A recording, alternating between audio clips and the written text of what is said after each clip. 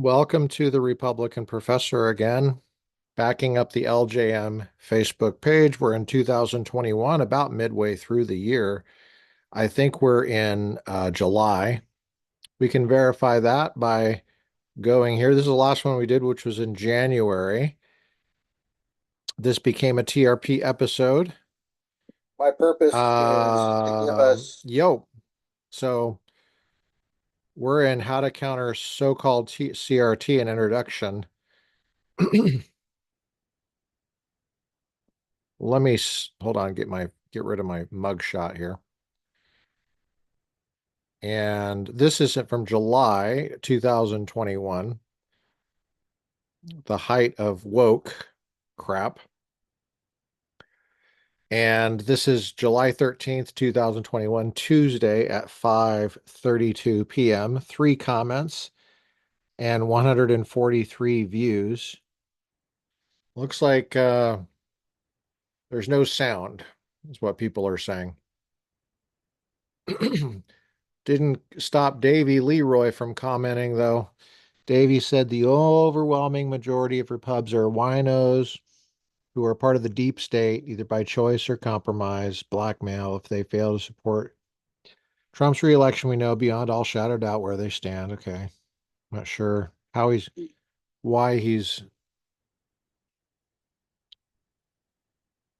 what he's responding to, because there's no sound on this sucker. Um, how to counter so-called CRT and introduction. In this video, I critique Republican responses to so-called critical race theory. Well, there's no sound. So, um, not sure what to do on this. I hear little bits here and there, but um, it's not coming through, man. So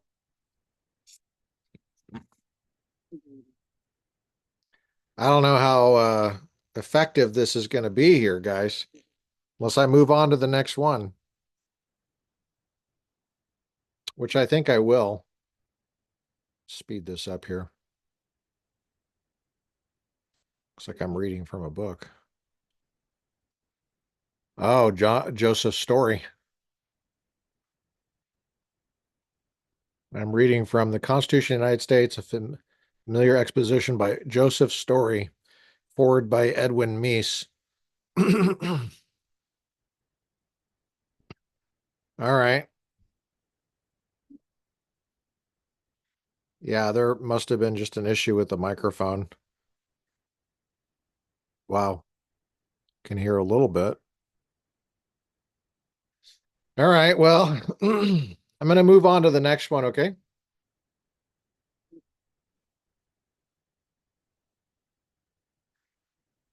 Bummer. This one is called Effectively Countering So-Called CRT, Introduction and Brief Criticism of Republican Legislative Strategy. Thursday, July 15th, 2021 at 8:21 a.m. This one has 15 reactions. Jonalyn Fincher came on the podcast twice. She's in the middle of the Atlantic right now, on the way to St. Helena. Janine, my sister. Catherine. Some of these folks I don't know, I've never met. Brandon. Hagee. Donka came on the podcast. She grew up in a communist country. Amy Gray, longtime supporter. And all right. We got 20 comments, 388 views. Great. Let's get started here. good morning. So I did a video on critical race theory, what criticisms that I had of Republicans, and it didn't have any sound. So I'll just do a very short summary of the summary, an introduction to the introduction, and repeat a little bit about what I said last time.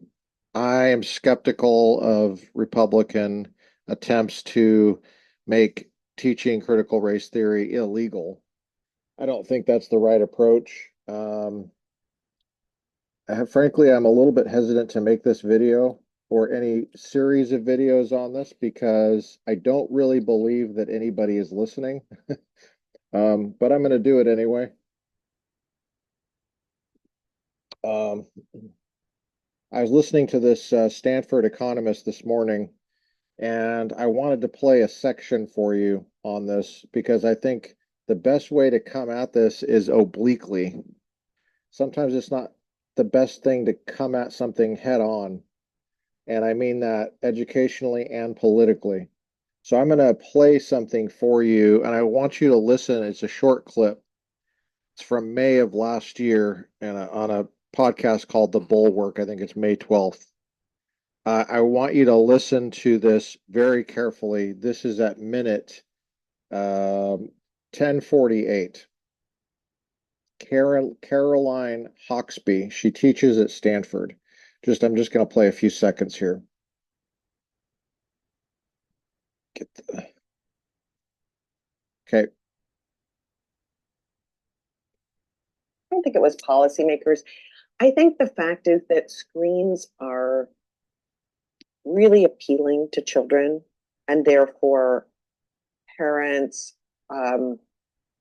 just gradually allowed their kids to have more and more screen time and less reading time. And it's the two things are really, they're really, there is a trade-off between one and the other type of time. But I would be the first to say I teach at Stanford, and we have some of the most elite students in the United States. They're extremely talented students, and they are not good readers. Really? Oh, yeah. They are really bad Stanford. readers. They are really poor readers, and they cannot read books that I could have easily read when I was a 13-year-old or a 12-year-old. Really? And it's absolutely, they cannot, they are not good readers. But what do you And mean when you say they can't read them? I mean, they don't have the attention span, they don't have the vocabulary, they're not. Let me just say here, the editor here, this is the week after the 2024 election, Wednesday, 13 November 2024. I'm just going to say that this is under Democrat watch of education. The Democratic Party runs education, and these kids can't read, you know? and it's absolutely, they cannot, they are not good readers. But what do you And mean when you say they can't read them? I mean, they don't have the attention span, they don't have the vocabulary, they're not able to link together consecutive thoughts. What do you mean when you say they can't read them? So part of it is just pure vocabulary. Uh, they will read a sentence and they're missing a lot of vocabulary words, and they do not look them up in a dictionary. So they don't learn what the vocabulary word is, or they've never seen it before. I think a lot of it is also that they. But just think about this. They don't look it up in the dictionary. That's under their control. That's their willpower. Why don't they have the willpower to look it up in the dictionary? Why don't they have the curiosity to look it up in the dictionary? I mean, if I didn't know a word, it would bother me and I'd want to know what it was. Democrats are not teaching curiosity. They're not nurturing these kind of soft educational skills and just taking responsibility. You know? By the way, this podcast called The Bulwark, it was basically I stopped listening to it because it was just a bunch of Trump derangement syndrome. It was like every episode had so much potential if it wasn't for the personal um, issues that these guys had somewhere in their past of some narcissistic, figure in their life that traumatized them somehow, and they it taints everything they see in American politics at the present moment. Here we go. Cannot construe a sentence. In a vocabulary, they will read a sentence and they're missing a lot of vocabulary words and they do not look them up in a dictionary. So they don't learn what the vocabulary word is or they've never seen it before. I think a lot of it is also that they cannot construe a sentence. You know, in a college level book, whether it's fiction or nonfiction, there are things like subordinate clauses. In other words, I am saying something, comma, but you need to know this, comma, and then continuing with the rest of your sentence. They have a lot of trouble with subordinate clauses, with clauses that are parenthetical in parentheses. They just don't understand things. My husband's a professor as well. We teach a course together to freshmen, and we now spend a lot of time just going over what did that sentence mean, not All right. what was the deep import of that sentence. Okay. Well, that fits my experience as well, teaching. So when I see people trying to ban teaching a certain theory or whatever in class, I think what you really need to do is enforce logic and critical thinking, which part of that is reading comprehension. And you need to teach that in class. Whatever else you teach, it doesn't matter what else you teach. If you teach logic and critical thinking, which includes reading comprehension, the ability to reason, then the kids will take care of it for you. You don't need to ban anything. And the best thing about this is if you come at it from the side politically and you say, we're not going to ban anything, but we are going to insist on logic and critical thinking in 8th grade and again in 11th before you graduate. And there will be exams, standard logic exams. Like the logic book that I used at Pepperdine, at Loyola Marymount, at any number of schools, Cal State, in the city of Los Angeles, those can be understood by an 8th grader, or put it this way, an 8th grader should be at the level to understand that. And certainly an 11th grader should be able to understand that, and with the proper training, and insist on the proper teachers to teach it. For example, it is in philosophy, so you have to hire people with philosophy degrees to teach that stuff. Then you'd have no problem. The kids would sort it out on their own. And I would add one more thing. I would say that you could make a law saying that there can't be any censorship on the campus. So the kids cannot be censored. They have to be able to think for themselves. If you do that, the critical race theory will take care of itself, whatever is called critical race theory. I'm friends with scholars that teach critical race theory, and they're very picky about what it's called, and that's not what it is, and stuff like that. But the manifestation of the woke crap that you see all the way down on a number of topics, whether it's imaginary theories, mythical theories about gender, all of a sudden are different. Theories about oppression of American Indians that are somehow linked with some theory about racial supremacy in the founding. The students will be able to unpack that. And the best thing about teaching critical thinking and logic, like here was my logic textbook, you can see that they should have this marked up. I just held up Irving Copey's concise, or I think it was Introduction to Logic. It's probably the 11th or 10th edition. And it should be a multiple year thing where, but the best thing about it is it gets the students into a habit of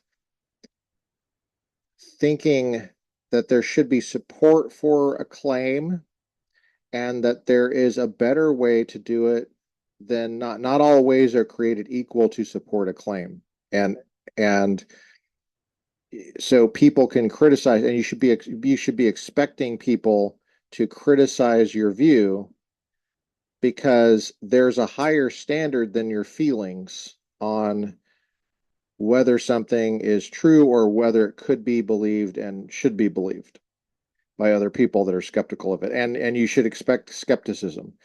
So logic trains the students to kind of expect that, because when you go over whether arguments are, well grounded or not, whether there's a mistake in reasoning. And then you learn the logical fallacies, informal and formal. You learn how to create and identify deductive arguments versus inductive arguments, what types of arguments there are, and each type of argument, and what an argument is. That's kind of a big deal.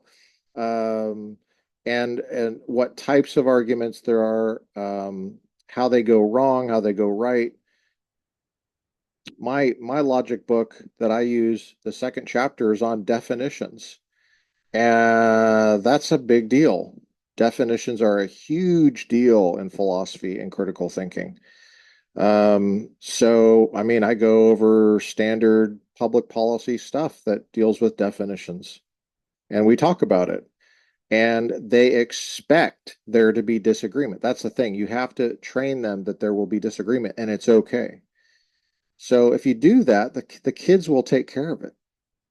You don't need a law that bans this theory but not that theory, because guess how they're going to get around that law? They're going to say that's not what the theory is. They're going to just change the name of it.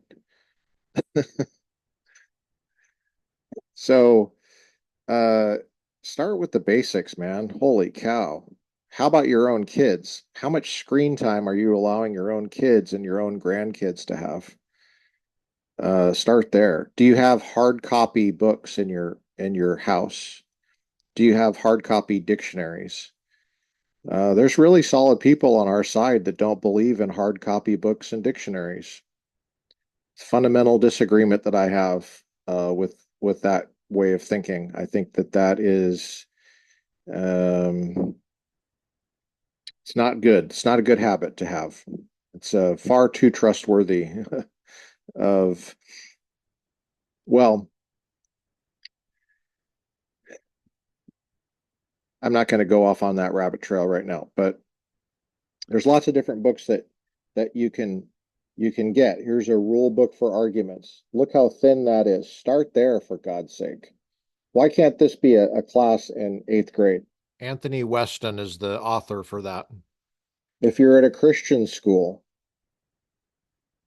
love God with all your mind. That's by J.P. Moreland. The Role of Reason in the Life of the Mind. By J.P. Moreland. Excellent book. There's a couple of chapters in logic and critical thinking on that. Really, the whole book is about that. Here's another Christian book, Come Let Us Reason. By Norm Geisler. You'll notice that both of those titles I just gave you quote Scripture. That's because Scripture is pro critical thinking. Okay, so that's where I would start. It's pretty simple. It's not that hard.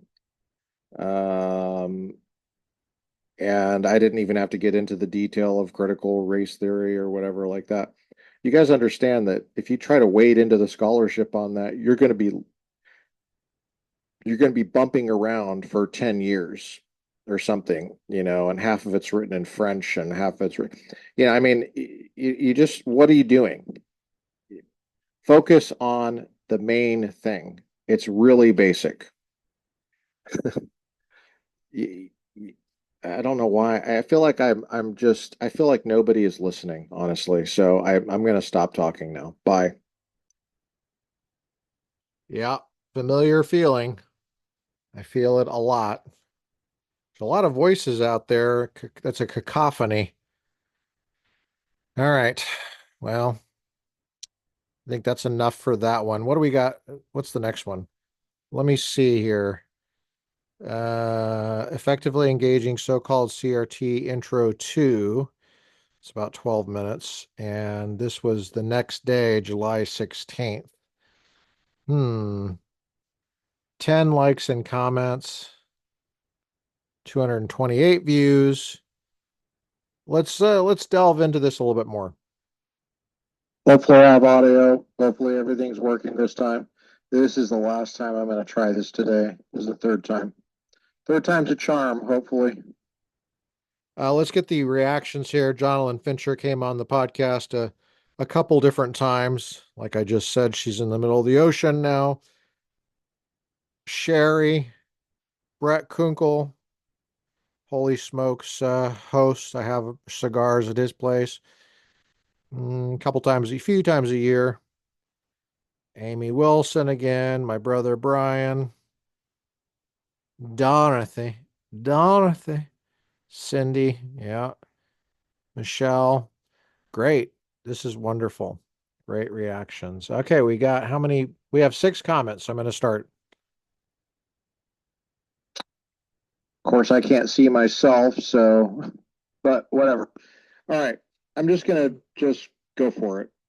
This is the second introduction of engaging so-called CRT, critical race theory, and all, what's manifest as woke crap, basically, in the classroom and in culture. Last time I criticized the Republican legislative agenda, which is to ban it. That's a sledgehammer approach. I don't think that that's the right thing to do. I'm a free speech guy. I don't think that it's effective to ban something if you want people to not think about it. I think that you should be perfectly fine letting people think about any theory whatsoever. We should be happy about that. That's what education is for. The thing that I mentioned last time is just that we should insist on logic and critical thinking in education. Hello, in 8th grade and in 11th grade. That's what education is for. And the way that CRT is manifest in the classroom is it's exactly opposite of that. Actually, it shuts down debate. That's the problem. That's why I'm against it, the way it's manifest. I wouldn't blame that necessarily on the theory itself. Maybe it is best it's articulated by somebody out there that I haven't met yet, but that's the way it's manifest. That's the way it's manifest is correct. Blame that necessarily on the theory itself. Maybe it is best it's articulated by somebody out there that I haven't met yet, but that's the way it's manifest. And so I don't like that. I don't like even some of the scholarly articles you'll look at, they'll say they're just against the First Amendment, they're against free speech. Well, maybe it's manifest against free speech. That's the way it's designed. I don't know. But last time I mentioned these books, I mentioned a rule book for arguments. This was required reading for me when I was in school. This is a good book. It's written by a Christian for Christians, Christian philosopher. Come, let us reason. Mentioned that. I mentioned this was my logic book that I studied in school, and I use different ones in class. I have like 100 logic books. Publishers send them to me because I've taught for so long, 15 years, logic and critical thinking. Seems like there was another book that I recommended. Oh yeah, Love Your God with All Your Mind by J.P. Moreland, who was one of my professors. This is an excellent book. I read this when I was in the Navy. So I wanted to just back up a bit and just start giving you some helpful hints and helpful tips here. The first thing I would say is remember what a theory is supposed to do. A theory is supposed to get you in touch with reality, right? This is not just video games or picking our navels, picking our noses. That's a gooder theory. They're supposed to get you in touch with reality. Does critical race theory get you in touch with reality? That's what makes it a good theory. It's not that it's popular. That's not what makes it a good theory. It's that it gets you in touch with the way the world is, the truth, which is the topic today. What is truth? That's a second tip. Can you define the word truth? How many people do I talk to that cannot define that term? Okay, this is me. Again, this is Wednesday, 13 November 2024. the week after the 2024 election. I did an episode on the Republican Professor podcast very recently. I think it was in October, on the definition of truth, exactly on this point. In fact, I saw somebody in the comments here, it looked like it was Jeremy. Jeremy did a pretty good job with working on this definition of truth. I think what I'm going to do is I'm going to reply to him uh, a, a link to that video before I forget. I'm going to go ahead and do it right now. Okay. Um, Let me go ahead and do that right now. Um, let's find that video, not the latest. Where's the latest ones? Correspondence theory of truth. Okay, great. One of the most impressive. Let me just copy this and then go back to Jeremy and give him the video version right there. Okay, so I just gave Jeremy Palmer an answer to his question that he asked. How long ago was that? 3 years ago. Wednesday, July 21st, 2021 at 4:48 p.m. Okay, Jeremy, I got to you 3.5 years later. So I'm awesome. What a freaking disaster. You had better be able to define that term. And I mean, define it off the top of your head correctly. What is the truth about truth? Amen. I'm preaching in this one, buddy. I love it. Truth. The way the world is, the truth, the theory. Yeah. It's not that it's popular. That's not what makes it a good theory. It's that it gets you in touch with the way the world is, the truth, which is the topic today. What is truth? That's a second tip. Can you define the word truth? How many people do I talk to? They cannot define that term. What a freaking disaster. You had better be able to define that term. And I mean, define it off the top of your head correctly. What is the truth about truth? You got to really focus on that. And I'm not going to give you the answer today. We're going to come back next time and I'll give you the answer then. But I want you to think about it. What is truth? The third thing is, what is evidence? What types of evidence are there? So what is the definition of evidence? What types are they? Evidence is what helps us get to truth. So that's very common sense. And so then you could ask, what kind of evidence is there for critical race theory as a true theory about the world? And get the conversation focused on that. And that's going to be leading into the intermediate techniques that I give you now. Next time, I'm not going to do too many today. I'll suggest one today, intermediate. But these are the basic issues. You got to keep the main thing the main thing, and that is any theory whatsoever. You can ask, is it a good theory? You have to ask, does it get me in touch with reality better than the other theories do? Does it help me understand the world better than other theories do? That's what a theory is supposed to do. To the extent that you lose sight of that, you lose sight of really basic stuff. Now, I do have some book recommendations today. Book called Truth Decay by one of my former professors. He actually published this when I was his student. The subtitle is Defending Christianity Against the Challenges of Postmodernism. I actually think it's unfortunate that this is geared toward Christians. The author of that is Doug Grotice, who came on the Republican Professor twice. I think it's kind of limiting, and it makes it look like only Christians are concerned about this stuff, or should be. Possibly, I guess it maybe, I don't know, but it's a good book. It got me thinking early on in my academic career about what the nature of truth is. And it's got a, I don't know if you can see that, but it's got a chapter that's titled The Truth About Truth. So I think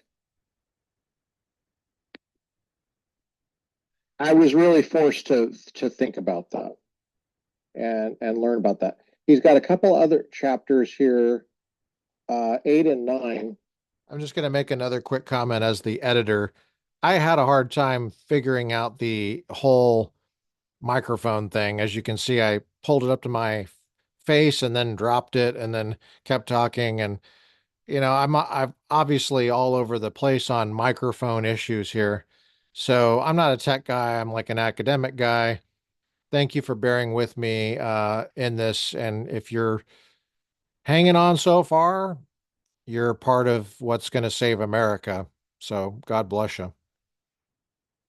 Ethics without reality and race, gender, and I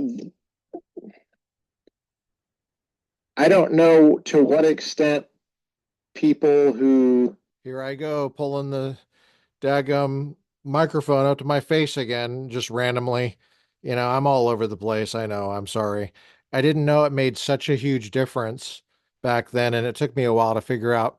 Just hang it from my glasses. It looks stupid, but it at least has a little bit more consistency, at least with the technology that I have, that I can afford.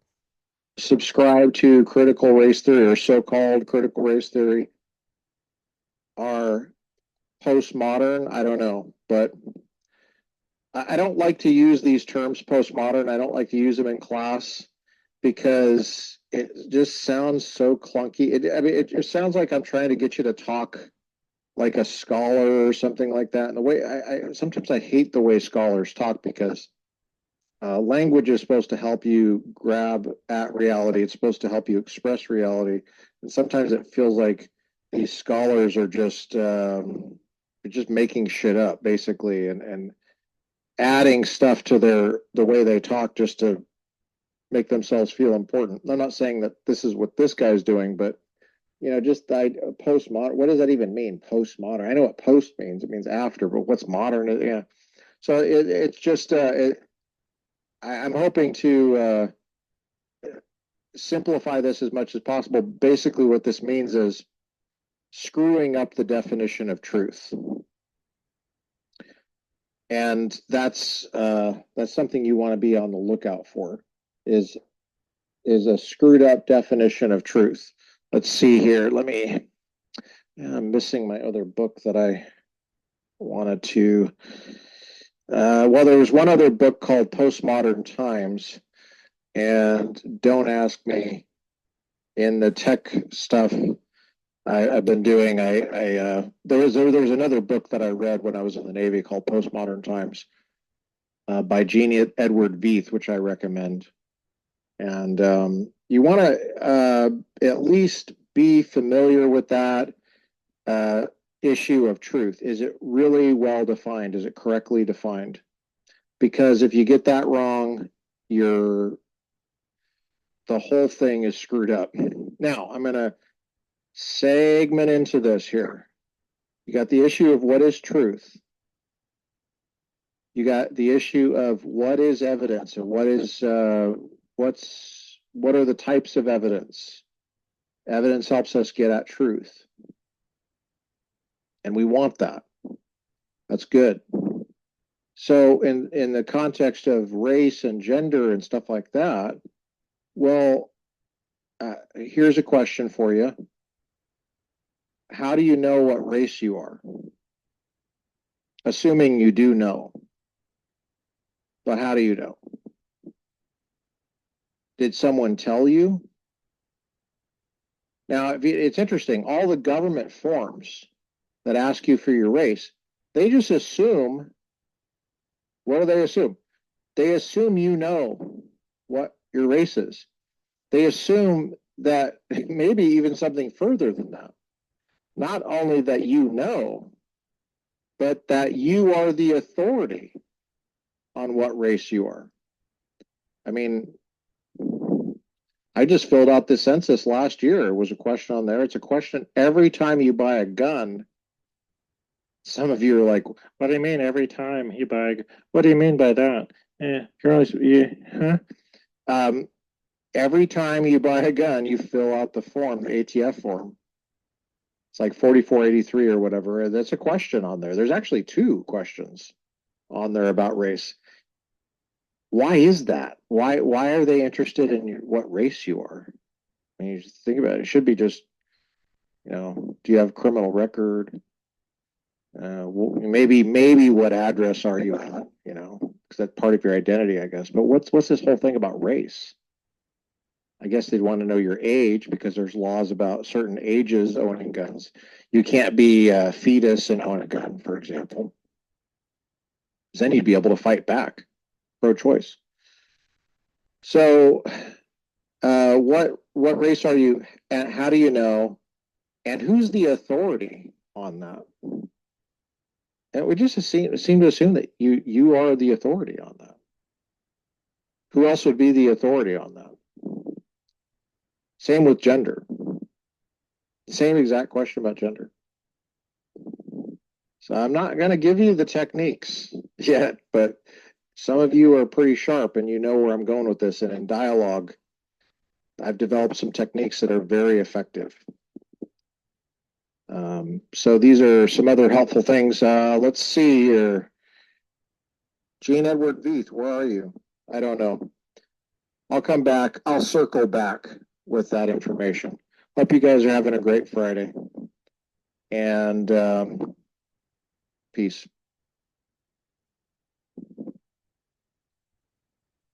All right, guys, I think that's enough for today. Thanks for joining me on the Republican Professor, this trip down memory lane. Now more than ever, it's important to support the work of the Republican Professor. We're on Venmo at the Republican Professor. Every cent goes a long way. And you can also buy me a coffee if you want to give a small gift, or you could give a large gift there too. You could give a monthly gift, and you could do so anonymously.